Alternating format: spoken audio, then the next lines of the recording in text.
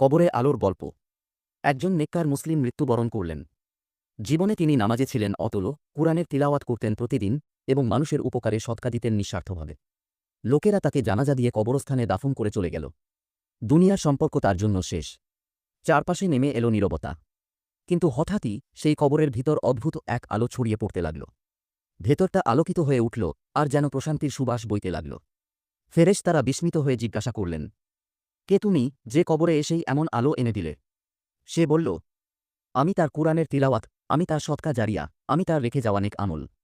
রাসূল সাল্লাল্লাহু আলাইহি ওয়াসাল্লাম বলেছেন, মানুষ মারা গেলে তার সব কাজ বন্ধ হয়ে যায়, তবে তিনটি জিনিস চলতে থাকে: সদকা জারিয়া, উপকারী জ্ঞান, আর নেক সন্তান যারা তার জন্য দোয়া করে। তিরমিজি ২৪২৩। এই গল্প আমাদের মনে করিয়ে দেয়, এই দুনিয়া ক্ষণস্থায়ী, কিন্তু নেক আমল চিরস্থায়ী আলো হয়ে থাকে কিয়ামত পর্যন্ত। মূল শিক্ষা: সদকা জারিয়া, কুরআন তিলাওয়াত ও নেক আমল কবরকে আলোকিত করে। রেফারেন্স: মুসনাদ আহমদ ৮০৫৬, তিরমিজি ২৪২৩।